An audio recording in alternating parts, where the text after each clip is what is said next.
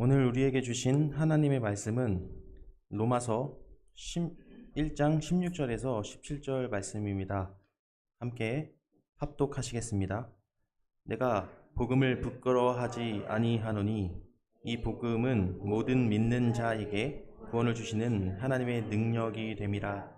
먼저는 유대인에게요 그리고 헬라인에게로다. 복음에는 하나님의 의가 나타나서 믿음으로 믿음에 이르게 하나니 기록된 바 오직 의인은 믿음으로 말미암아 살리라 함과 같으니라. 아멘. 오늘 우리에게 주신 하나님의 이야기는 로마서의 말씀입니다. 로마서는 다소 출신 바울이 저술한 중요한 서신 중 하나입니다. 그는 바리새파에 속한 유대인 랍비이며 모세의 율법과 유대 전통에 열정적이고 헌신적인 사람이었습니다. 그는 예수와 그의 제자들을 위협적인 존재로 여기기도 했습니다. 어느 날 부활하신 예수와 극적인 체험을 통해서 이방인의 사도로서 훈련받으며 선교의 행위를 시작하게 됩니다. 고대 로마 제국의 전역을 다니면서 부활하신 예수님을 전하고 자신이 가르쳤던 제자들을 각 지역의 교회 공동체로 세워가는 모습, 그리고 그들의 믿음이 성장하도록 서신을 통해 당시 각 교회의 어려움에 대해서도 답을 해주는 것을 우리는 각각의 서신서들을 통해서 알 수 있습니다. 그 중에서도 로마서도 이러한 서신 중 하나라고 볼 수 있겠습니다. 우리는 사도행전을 통해 로마 교회가 세워진 것을 알 수 있습니다. 유대인과 이방인, 그리스도인들로 이루어진 것 또한 알 수 있습니다. 하지만 글라우디오 때 모든 유대인들을 로마에서 추방했다가 다시 돌아오게 한 적이 있었는데요. 이때 돌아온 유대인 그리스도인들은 자신들이 돌아온 후 로마 교회의 관습과 관행이 비유대화되어 있는 것을 알게 되었습니다. 이로 인해 많은 갈등이 일어났고 예수님을 따르는 방식에 대한 의견이 서로 달랐습니다. 이방인 그리스도인들도 안식일과 유대법을 지키고 할례를 받아야 하는지에 대한 논쟁도 여기에 있었습니다. 이러한 상황 속에서 바울의 소망은 로마 교회를 중심으로 더 멀리 서쪽 서머나 지역으로 오늘날 스페인으로 선교를 하기를 원했습니다. 바울은 예수님에 대한 부활의 기쁜 소식을 전하려고 했습니다. 로마서에서의 바울은 바울이 말하는 복음은 하나님의 의를 드러내고 새로운 하나님의 언약을 성취하고 또 이 복음을 통해 교회가 하나 되게 하는 것을 소망하였습니다. 오늘의 본문 구절은 편지의 서론이며 바울이 전하는 복음의 내용입니다. 바울은 복음을 부끄러워하지 않고 복음을 통해 모든 믿는 자에게 구원을 주시는 하나님의 능력이라고 고백합니다. 복음의 능력에 대해서 말하고 있습니다. 예수를 믿으면 구원을 받는다고 우리가 흔히 이야기합니다. 여러분은 믿음이 무엇이라고 생각하십니까? 입술로 자신의 죄를 고백하고 주를 시인하고 그분을 믿으면 구원을 받게 되는 것입니까?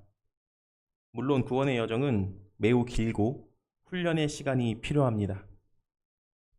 더하여 우리가 믿는 대상은 어떤 분이십니까? 저는 복음서에서 보여주신 예수님의 삶이 모습일 것이라고 생각합니다. 그리고 예수를 믿는다는 것은 예수를 따르는 삶이라고 생각합니다. 복음을 통해 예수 그리스도를 통해서 가능한 것들이 우리의 삶 속에 많이 있습니다. 제자의 삶의 다양한 행위는 복음을 통해 그리스도를 통해 가능한 것입니다. 지금 이곳 예배의 자리에 나오신 여러분들도 복음과 그리스도의 신실하심을 통해 이 자리에 나오신 것입니다. 예배 드리는 것도 제자도에 부합하는 것들 중 작은 행위라고 볼 수 있을 것입니다. 그렇다면 여러분, 제자도의 삶이 없이 예수를 믿는 것이 가능할 것이라고 혹시 생각하십니까? 저는 이 로마서의 믿음에 대해 깊은 고민에 빠졌습니다. 믿기만 하면 되는 것, 오직 믿음으로 말미암아 사는 것, 우리는 가끔 이 믿음을 오해하는 경우가 있다고 생각합니다. 본문은 하박국서를 인용하여 이렇게 말합니다. 오직 의인은 믿음으로 말미암아 살리라 라고 전해주고 있습니다. 믿음으로, 이것을 다르게 표현하자면 하나님의 신실하심으로 라고 표현할 수 있을 것 같습니다. 하나님의 신실하심으로 살아가는 것, 이것에 대한 인간의 반응으로는 피조물로서 합당하게 그분을 향해서 복음적으로 반응하는 삶이라고 저는 말하고 싶습니다. 간단히 말하면 예수님이 걸어가신 삶을 우리도 살아가는 것입니다. 성경의 복음서에서는 예수는 이렇게 말합니다. 나를 따르라. 나의 십자가를 지고 오라. 이것은 좁은 문이다. 그 좁은 문은 사람이 많이 가지 않는 길이다. 라고 우리에게 말해주고 있습니다. 우리는 드물게 이런 자들을 경험하기도 합니다. 오늘의 서신의 저자인 바울을 통해서 경험할 수 있습니다. 타자를 위해 헌신하는 자들을 보면서 그러한 마음을 느끼기도 합니다. 이런 것은 다 행위입니다. 그런데 이러한 것이 가능하게 하는 것은 자기의 의가 아니라 믿음으로 하나님의 신실하심을 알기에, 예수의 삶을 알기에 그것과 일치되는 삶을 살아가고 싶어하는 믿는 자들의 자연적인 반응이라고 볼 수 있을 것 같습니다. 이 자연적인 반응, 이것을 사모하고 경외했던 바울은 이런 것을 보고 복음에 대해서 부끄러워하지 않는다라고 말하는 것은 아니었을까 하는 생각도 해보게 됩니다. 여기에서 의인은 하나님을 이해하지 못할 때라도 정직하고 신실한 삶을 계속 유지한다는 점, 그리고 이것을 오늘 우리에게 이러한 마음을 상기시켜 준다는 것을 알 수 있습니다. 우리 모두 믿기를 계속하고 믿기를 계속하는 사람으로 하나님의 나라에 참여하기를 바랍니다. 이것은 창조주 하나님에 대한 피조물로서 합당한 반응입니다. 이것이 우리 삶 속에 구체적으로 나타나기를 소망합니다.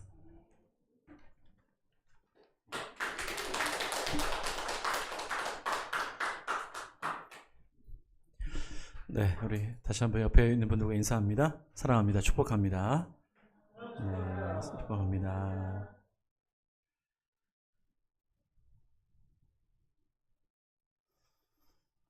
미국 CNN의 인터뷰 방송인 레리 킹 라이브라고 하는 그 방송이 1990년대에 있었는데요. 말 그대로 인터뷰 방송입니다. 그 한 방송 중에 중범죄자를 수용하는 교도소에서 6명을 인터뷰를 하는 내용의 방송분이었어요. 2명은 흑인, 2명은 히스패닉, 2명은 백인. 이 사람들의 공통점은 모두 살인을 저지른 범죄자들이었고, 교도소에 그 수감된 뒤에 자신의 죄를 뉘우치고 인정하고 양심의 가책을 표현한 말 그대로 교화된 사람들이었어요. 이들을 인터뷰하는 목적은 어떻게 이런 변화가 가능했는지, 더불어 또 피해를 입은 가족들도 또 인터뷰를 하면서 상대편이죠. 이들의 변화를 또 어떻게 바라보는지 굉장히 매우 민감한 프로그램으로 그렇게 방영된 적이 있습니다. 진행자는 레리 킹이라고 하는 이 진행자는 인터뷰를 하면서 살인죄를 선고받은 이들이 자신들의 그 죄를 어떻게 그렇게 속죄하기로 결정한 것에 대해서, 뉘우친 것에 대해서 충분히 이야기할 시간을 줍니다. 하지만 한 가지에 대해서는 이들에게 시간을 많이 주고 싶어 하지 않아 했어요.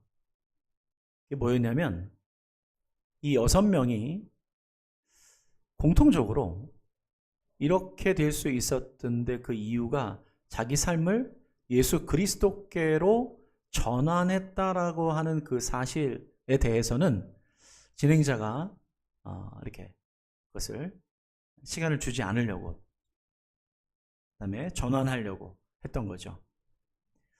모두 다 그렇게 내가 이렇게 가능했던 것은 예수 그리스도를 믿었기 때문이다라고 고백했다는 사실이죠.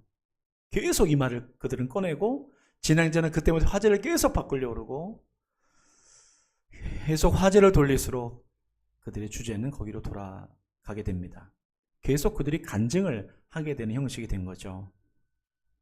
자신들이 달라지게 이렇게 달라지게 된 것은 그리스도 안에서 자신들이 가능했다라고 그것을 막 증거하는 거예요. 그러면서 더 많은 동료 수감자들이 자신들과 같은 길에 들어서지 않고 있음을 매우 안타까워하면서 이야기를 했다고 합니다. 이 6명의 변화된 살인자들을 인터뷰하면서 이들은 자신들의 그 변화의 그 지점에 공통적으로 예수를 만났다라는 거예요. 그들의 이 부분을 전환하려고 했지만 안 됐다는 거죠. 진행자는. 피해자 가족들 중에서는 이것을 인정하는 이들도 있었지만 여전히 받아들이지 못하는 사람들도 있던 것이 사실입니다. 그러면서 이런 비아냥과 조롱도 언론에 나오게 됐대요. 이렇게 표현했다고 합니다. 언론들은요. 그들은 살인자들이죠. 그들은 항상 철장에 갇힌 다음에 예수를 발견한다 라고 경멸했다고 합니다. 받아들이지 않으려고 했던 것이죠. 그리고 더 나아가서 많은 기독교인들조차도 이들의 변화를 인정하려고 하지 않았고 오히려 많은 기독교인들이 이 변화된 살인자들을 부끄러워했다라고 그렇게 이 이야기가 진행이 됩니다. 또 하나의 얘기로 한번 말씀을 드리고 싶은데요. 한 젊은 선교사가 미국의 그 남부 쪽의 조지아라고 하는 그곳에 선교사로 갔다가 완전히 그곳에서 목회를 실패합니다. 그리고 그 실패하고 자기의 고향인 영국으로 돌아가죠. 그 돌아가는 도중에 큰 풍랑을 만나게 됩니다. 배에서. 너무나도 그 풍랑이 무서워서 이 선교사는 죽을까봐 두려워서 구석에서 이렇게 숨어서 덜덜 떨고 있는데 배 한쪽에서 전혀 무서워하지 않고 찬양하면서 기도하는 사람들을 보게 됩니다. 이상하죠? 그래서 이 젊은 선교사는 그들에게 다가가서 아니 어떻게 이 무서워하지 않을 수 있는지 묻게 됩니다. 그런데 그들의 대답이 그를 당황시킵니다. 그들은 이렇게 대답합니다. 아니 하나님을 믿는데 어떻게 무서워할 수 있습니까? 이 젊은 선교사는 이 말을 듣고 큰 도전을 받는 것과 동시에 자신에 대해서 깊은 부끄러움에 빠지게 됩니다.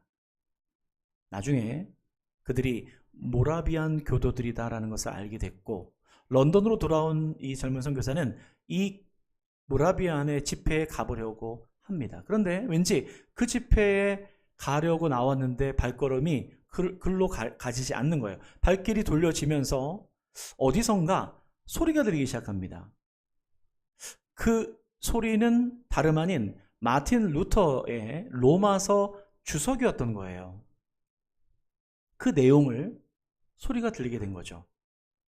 그리고 그 소리가 들리는 곳으로 찾아갔을 때 그 로마서 주석을 갖고 설교하는 예배에 참여하게 됩니다. 모라비안 교대 예배는 아니었어요. 그러면서 그 로마서의 말씀을 들으면서 이 선교사가 이렇게 표현합니다. 이상하게 마음이 뜨거워지는 것을 느끼게 되었다라고 하면서 회심의 경험을 고백합니다. 이 회심 뒤에 이 젊은 선교사는 완전히 바뀌게 됩니다. 그리고 말을 타고 곳곳에 찾아다니며 복음을 전하게 되죠. 그리고 그는 감리교라고 하는 아주 기독교의 중요한 한 축을 세우는 그러한 사람이 전도자가 됩니다. 그가 바로 요한 웨슬레이입니다. 두 가지의 이야기 가운데 공통적으로 한 지점이 있습니다. 그것은 부끄러움입니다. 그리고 그 부끄러움에 전환되는 그 중심에 예수 그리스도의 복음이 있습니다. 그 복음의 전과 복음의 후가 완전히 이 사람을 다른 사람으로 바꿔버리는 그러한 힘이 거기에 있었던 거죠. 로마서는 로마에 있는 그리스도인들에게 바울이 로마에 들어가기 전에 그 로마에 있는 그리스도인들에게 써내려간 편지입니다. 여러분 결론적으로 아시다시피 바울은 로마에서 순교를 거두게 됩니다. 그것을 알았는지 모르겠지만 바울은 로마에 있는 그리스도인들에게 그의 온 힘을 다해서 복음이 무엇인지를 아주 그 온 힘을 다해서 써내려간 서신이 바로 로마서입니다. 그리고 이 로마서는 우리들에게 복음이 무엇이고 복음이 어떠한 능력이 있는지를 우리의 후대들에게도 잊지 않게 잡아주는 소중한 복음서가 되죠. 바울은 로마서를 이 로마에 있는 그리스도인들에게 편지를 써내려가면서 그의 마음을 이렇게 표현합니다. 오늘 본문의 첫 구절이죠. 로마서 1장 16절입니다. 함께 이 부분의 말씀을 16절 말씀을 함께 읽어보도록 하죠. 함께 읽습니다. 시작. 복음을 부끄러워하지 아니하노니 이 복음은 모든 믿는 자에게 구원을 주시는 하나님의 능력이 됨이라. 먼저는 유대인에게요 그리고 헬라인에게로다. 아멘. 내가 복음을 부끄러워하지 않는다.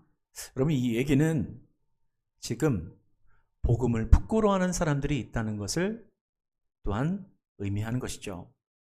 아니 부끄러워하는 정도가 아니라 복음을 싫어하고 미워하기까지 하는 사람들이 있다는 것을 전제로 합니다. 거기서 더 나아가서 십자가에 못 박는 그러한 엄청난 일들이 벌어지고 있음을 이야기하고 있죠. 바울이 부끄러워하지 않는 게 무엇일까요? 부끄러워하지 않다라고 이야기하고 있는 것은 내가 복음을 부끄러워하지 않는다. 맞아요. 그것은 바로 복음입니다. 복음을 부끄러워하지 않는다는 거예요. 여러분 복음이 무엇입니까? 오늘 우리 박재영 전사님 이렇게 개요 열어주실 때 평상시보다 상당히 많이 떠셨죠? 떠는 것도 참 좋잖아요. 그렇죠? 겸손한 겁니다. 왜냐하면 어렵기 때문에 그래요. 사실 그러나 바울의 로마서가 너무나도 어렵게 여겨지지만 복음은 어렵지 않습니다. 복음이 무엇일까? 여러분 복음은 여러분이 다 잘 아십니다. 복음은 예수님 자체입니다. 복음을 부끄러워한다는 것은 예수님 자체를 부끄러워하는 것을 의미하는 거예요. 바울은 나는 예수님을 부끄러워하지 않는다 라고 고백하고 있는 거죠. 뭐 당연한 것 아닌가? 당연한 게 아닙니다. 왜 그럴까요? 바울이 로마서를 쓸 때 당시의 시대적 상황은 우리가 좀 이해하고 있는 바와 같이 당시에 로마의 황제는 그 유명한 네로 황제였어요. 네로는 어떤 왕입니까? 황제였습니까? 포악하고 잔인했죠? 더 나아가서 그는 신적인 존재로 숭배받기를 원했던 사람이었습니다. 그래서 황제 숭배의 사상이 로마 전체를 붙들고 있었어요. 로마에는 로마 사람들만 있었던 것이 아니라 거기에는 유대인도 있었고 또 예수 그리스도를 믿는 그리스도인들도 거기에 있었던 거죠.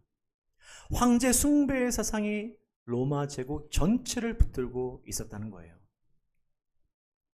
그런데 바울은 그 로마 황제가 있는 그 도시를 향해서 황제의 복음이 아니라 하나님의 복음을 선포하고 있는 거예요. 그러면서 자신은 복음을 부끄러워하지 않는다라고 얘기하는 거죠. 선포하는 거예요. 왜요? 이 복음이, 이 하나님의 복음이 바로 하나님의 능력이기 때문에 나는 부끄러워하지 않는다는 거죠. 예수님을 부끄러워하지 않는데 예수님이 어떤 사람입니까? 황제에 비해서. 예수님은 로마의 황제와 로마와는 비교도 되지 않는 나사렛이라고 하는 변두리의 총구석에 그 출신인 30세 정도밖에 되지 않는 뭘 모르는 철 모르는 젊은이에 불과하죠. 한 청년입니다. 그런데 그 청년을 하나님으로 선언하고 있는 편지가 로마서예요. 그러니까 이 로마서는 굉장히 도전적인 편지입니다.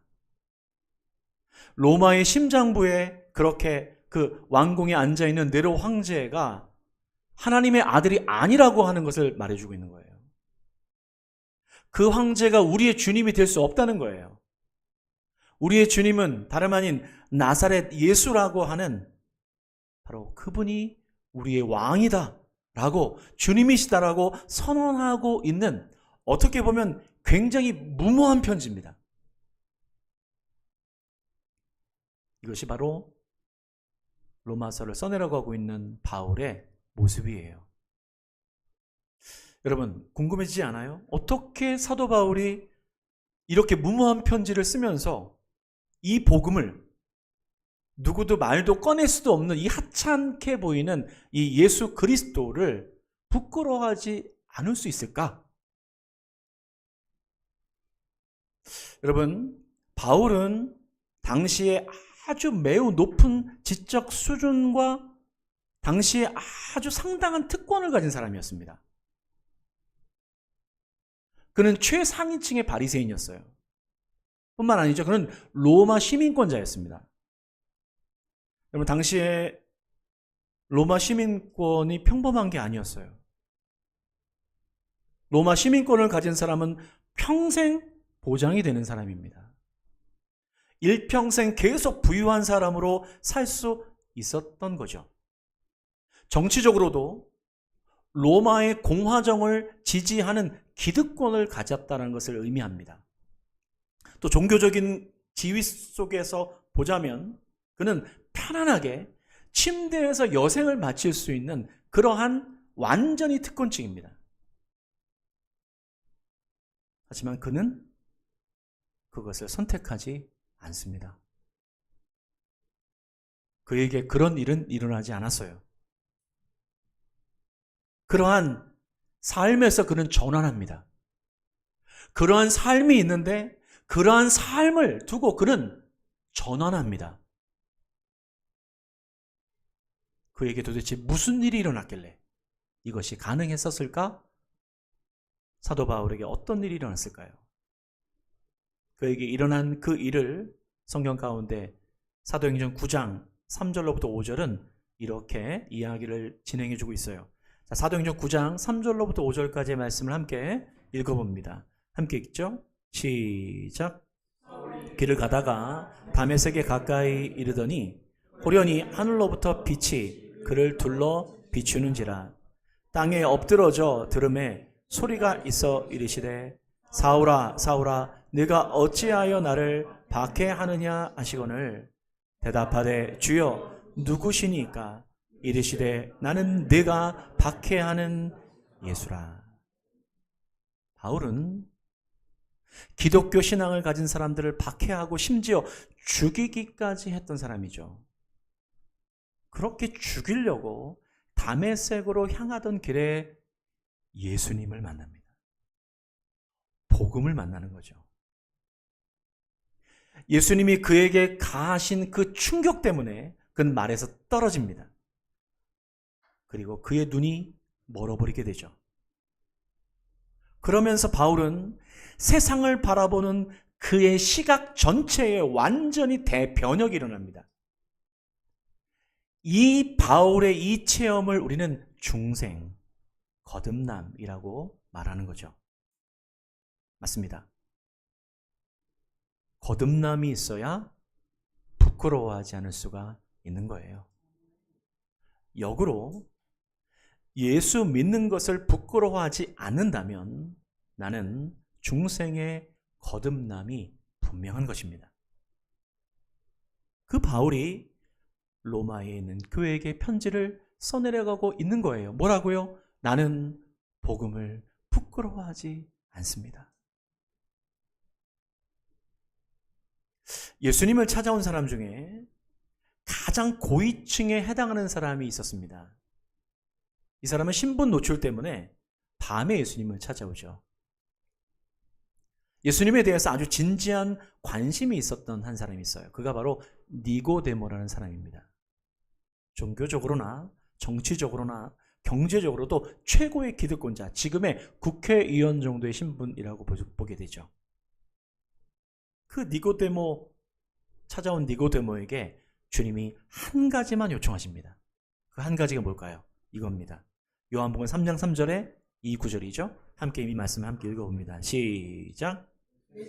대답하여 이르시되 진실로 진실로 내게 이르노니 사람이 거듭나지 아니하면 하나님의 나라를 볼 수 없느니라. 아멘. 니고데모야, 다시 태어나야 된다 라는 겁니다. 다시 태어난다는 것은 부활을 의미하죠. 부활은 예수님께서 우리에게 보여주신 승리의 모습이기도 합니다.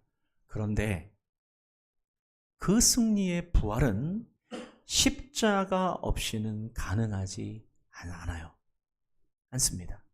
곧 거듭남은 십자가를 통과하지 않고서는 불가능합니다. 제자들은 주님을 따르면서 제자들이 예수님을 부끄러워했던 그 시간과 부끄러워하지 않게 된 시간, 그 중심의 그 기준에는 십자가의 부활의 사건이 거기에 있어요. 십자가 사건 이전에는요, 제자들이 예수님을 따라다녔지만 부끄러워했어요. 여전히 세상에 있는 것들과 비교하면서 세상의 것들을 얻기 위해서 예수님을 믿었던 거죠. 하지만 십자가의 길을 걸어가신 주님께서 부활하신 것을 목도하게 되자 그들은 완전히 다른 사람들이 되어버립니다. 제자들은 바로 중생과 거듭남을 경험하게 된 것이에요. 그래서 사도 바울은 그가 경험한 그 거듭남과 중생의 아주 그 중심에 포기할 수 없는 하나님의 능력이 무엇인지를 말해주고 있어요. 그게 뭘까요? 그게 하나님의 능력인데요. 고린도전서 1장 23절로부터 25절은 고린도 교회를 향해서 이렇게 로마서와 견주어서 말씀해주고 있죠. 자, 고린도서 1장 23절로부터 25절 말씀 함께 읽습니다. 시작. 십자가에 못 박힌 그리스도를 전하니 유대인에게는 거리끼는 것이요 이방인에게는 미련한 것이로되 오직 부르심을 받은 자들에게는 유대인이나 헬라인이나 그리스도는 하나님의 능력이요 하나님의 지혜니라. 하나님의 어리석음이 사람보다 지혜롭고 하나님의 약하심이 사람보다 강하니라. 아멘. 여러분 놀랍죠? 바울이 지금 그 황제 복음을 향하여서 하나님 나라의 복음을 향해서 들이대고 있는 하나님의 진리는 십자가예요. 십자가는 무엇입니까? 유대인들에게는 거리끼는 것이래요. 그럼 이 유대인들의 거리낀다는 이 원어적인 표현은 뭐냐면 스캔들이라는 표현과 똑같습니다. 유대인들은 이걸 스캔들로 생각하는 거예요. 한낱 가십으로 생각하는 것이죠.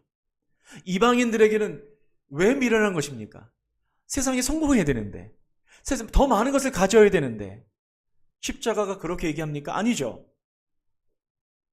십자가는 끊임없이 주 안에서 인내하라. 그리스도의 십자가는 끊임없이 그 복음의 희생을 우리에게 요청하고 있잖아요. 그러니까 이방인들이 보기에는 이것처럼 어리석은 게 없는 것이거든요. 그렇기 때문에 사도 바울은 얘기합니다. 하나님의 어리석음이 그 십자가죠. 너희의 지혜로운 것보다, 너희의 그 어떤 것보다도 그 십자가가 하나님의 능력이다라고 그렇게 선포하고 있는 것이에요. 그게 능력인 것을 경험했거든요.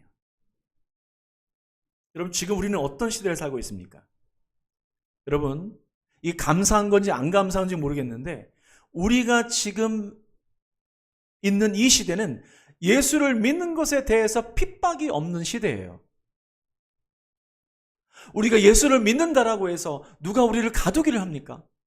그런 나라도 있긴 하지만 아무리 예수를 믿는다라고 해도 어느 누구도 뭐라고 하지 않는 것 같아요. 그렇지만 점점점 예수가 희미해져 가고 있는 것이 큰 위험이에요.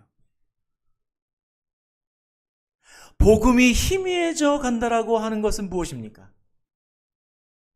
십자가는 사라지고 그 자리에 번영과 세상의 성공과 기대가 대체되는 시대가 되고 있다는 것이 더 너무나도 안타까운 시대라는 것이죠. 그래서 우리는 정신을 똑바로 차려야 되는 것이에요.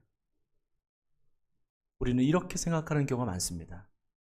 내가 예수를 믿는데 왜 난 요 모양 요 꼴인가? 아니, 내가 그렇지 않다고요? 그러면 우리는 바라봅니다. 아니, 당신은 예수를 믿는데 왜 그 모양 그 꼴인가? 그러면 갑자기 부끄러워집니다.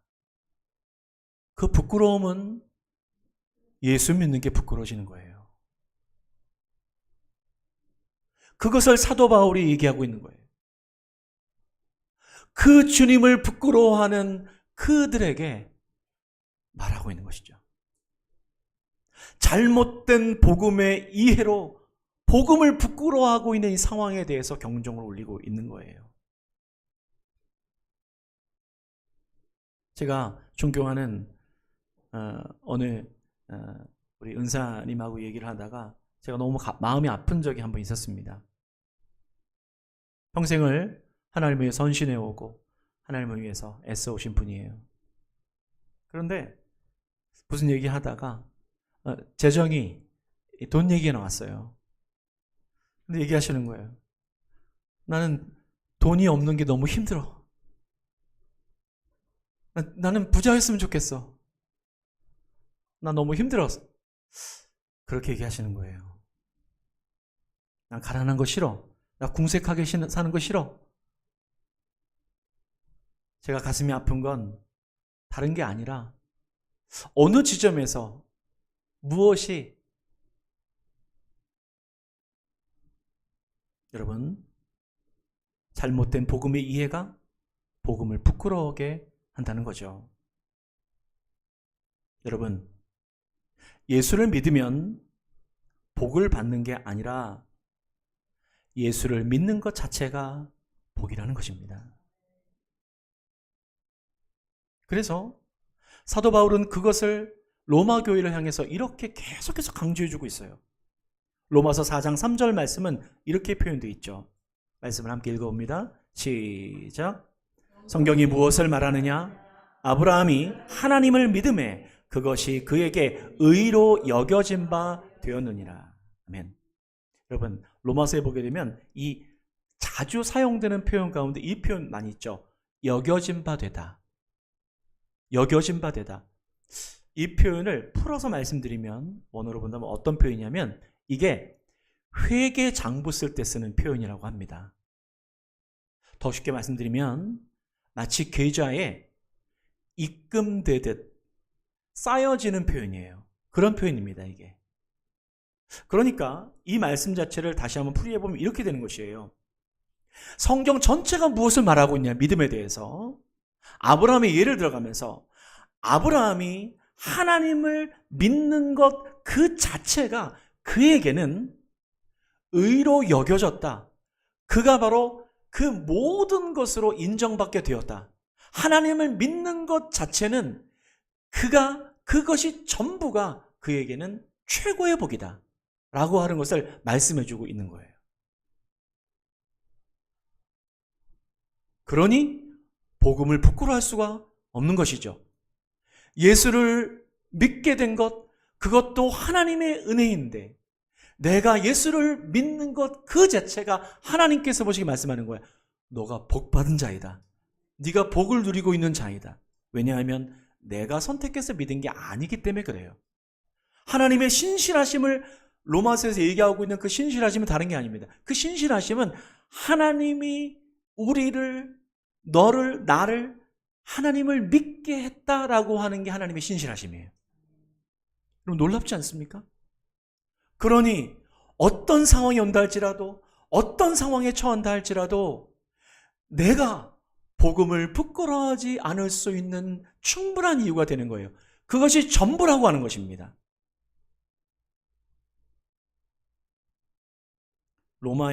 로마서니까요.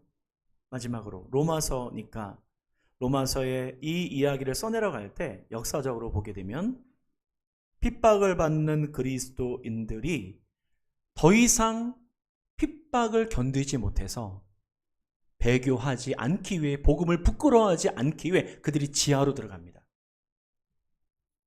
그것이 바로 카타콤이라고 하는 그곳이죠. 카타콤은 1800년대 중반에 한 사람에 의해서 발견됩니다. 발견해 보니까 거기에 무려 600만 구의 시신이 발견됐어요. 총 길이가 900km, 층수로는 5층에 걸쳐서 그 길이가 어마어마했습니다. 카타콤에서 살았던 그리스도인들의 그 횟수는 300년이었습니다. 10년이 아니고 30년이 아니고 300년을 카타콤에 산 거예요. 우리의 고난이 아무리 길어도 300년을 가지는 못하겠죠. 그들은 끝도 없는 대를 이은 그 고난과 핍박 속에서도 그곳에서 그들의 신앙을, 복음을 지켰습니다. 카타콤 가까운 곳에 원형 경기장이 있는데 거기는 5만석 규모의 원형 경기장 콜로세움이 있습니다. 그곳에서는 로마 황제가 자리한 자리에서 수많은 로마 시민들이 모여서 굶주린 사자들을 풀어놓고 배교한 기독교인들이 먹히는 그러한 현장을 관람하기 위한 곳이 그곳이었습니다. 그런데 그 콜로세움 입구 그 경기장 옆에는 한 그 물건이 서 있었는데 그게 뭐냐면 황금마차라고 하는 것이 거기에 있었다고 해요. 황금마차 무엇이냐면 그리스도인들에게 한 번에 더 기회를 주는데 만일 여기서 너가 믿는 예수를 부인하고 배교하게 되면 이 황금마차를 타고 목숨을 살려주겠다라고 하는 바로 그러한 권유 때문이었습니다. 놀라운 것은 300년 동안 역사적으로 황금마차를 탄 카타콤의 그리스도인은 단 한 명도 없었다고 합니다.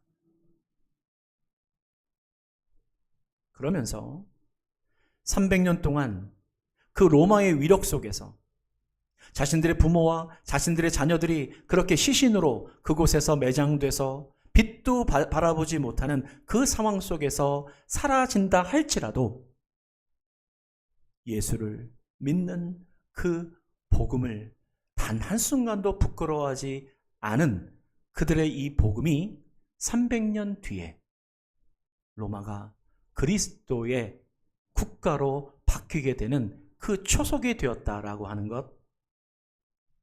그들은 역사적으로 그랬다고 합니다.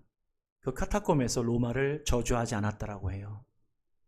그들을 그토록 핍박하는 로마인데도 그리스도의 복음 앞에 십자가의 그 하나님의 능력 붙들고 그들의 삶이 아름답게 주님 앞에서 장식되었다라고 하는 것. 그러면서도 카타콤의 그리스도인들은 로마를 부러워하지 않았다라고 합니다. 미워하지도 부끄러워하지도 저주하지도 않았다라고 해요.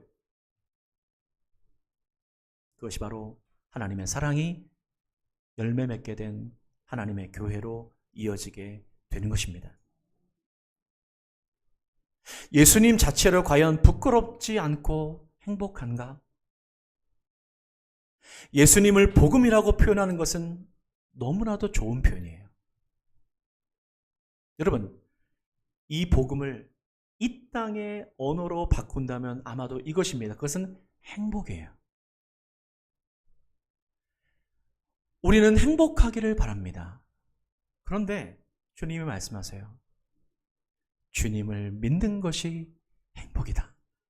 그렇게 말씀하고 계십니다. 말씀을 마무리하겠습니다. 찬양팀 앞으로 나오시면 좋겠고요. 네, 우리 함께 결단의 찬양 우리 함께 하기를 원하는데요. 이 결단에 함께 찬양을 하는 이 곡은 무슨 곡이냐면요, 행복이라고 하는 찬양입니다. 제 가사를 좀 잠깐 읽어드릴게요. 화려하지 않아도 정결하게 사는 삶, 가진 것이 적어도 감사하며 사는 삶, 내게 주신 작은 힘 나눠주며 사는 삶, 이것이 나의 삶의 행복이라오. 눈물 날 일 많지만 기도할 수 있는 것, 억울한 일 많으나 주를 위해 참는 것, 비록 짧은 작은 삶 주 뜻대로 사는 것, 이것이 나의 삶의 행복이라오. 세상은 알 수 없는 하나님 선물, 이것이 행복이라오. 하나님 자녀로 살아가는 것, 이것이 행복이라오. 이것이 복음이라오. 여러분, 주님을 믿는 것 부끄러워하지 않습니다. 평생 그럴 것입니다. 이것이 우리의 자랑이 될 것이고 우리를 일으켜 세우는 하나님의 능력이 될 줄 믿습니다. 함께 일어나셔서 결단의 찬양을 함께 하심으로 오늘 예배를 마치도록 하겠습니다.